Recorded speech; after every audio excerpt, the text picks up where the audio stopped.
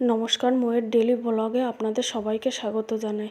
আজ সকাল সকাল ছোটো মার পুজো দেওয়া হয়ে গেছে। আর ও পুজো দিতে আসলে রকেট নকুলদানা খাওয়ার জন্য না সঙ্গে সঙ্গে চলে আসে। আজ তো 5ই সেপ্টেম্বর শিক্ষক দিবস, তাই সকল শিক্ষক শিক্ষিকাদের আমার প্রণাম জানাই। আর আজকে ছোটো মা একটু শাড়ি পরে স্কুলে যাবে শিক্ষক দিবসে। আমাদের সময় তো শিক্ষক দিবসে শাড়ি টাড়ি পরা এসব চল ছিল না, এখন তো দেখতে বেশ ভালো লাগে। ছোট বড় সকলেই শাড়ি পরে স্কুলে যায়। ছোটো মাও চলে গেল। দুপুরে রান্না করে ডিমের ঝোল, ভেন্ডি ভাজা আর ভাত তৈরি করেছি। রান্নাঘরটাও পরিষ্কার করা হয়ে গেছে। এরপরে দুপুরের খাবারটাও টেবিলে রেডি। বিকালবেলা ছোটো মা আবার স্কুল থেকে বাড়ি এসে ঘরটরগুলো ভালো করে গুছিয়ে নিচ্ছে। আমিও ওর সঙ্গে একটু হাত লাগিয়ে আমিও ঘরগুলো ভালো করে গুছিয়ে দিলাম।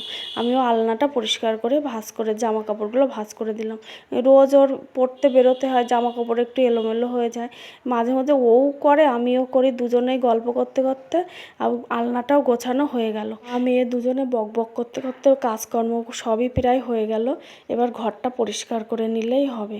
আজকে এই পর্যন্তই। দেখা হচ্ছে আবার একটা নতুন ব্লগে। আপনারা সবাই ভালো থাকবেন, সুস্থ থাকবেন, আর দয়া করে আমার চ্যানেলটা সাবস্ক্রাইব করতে ভুলবেন না।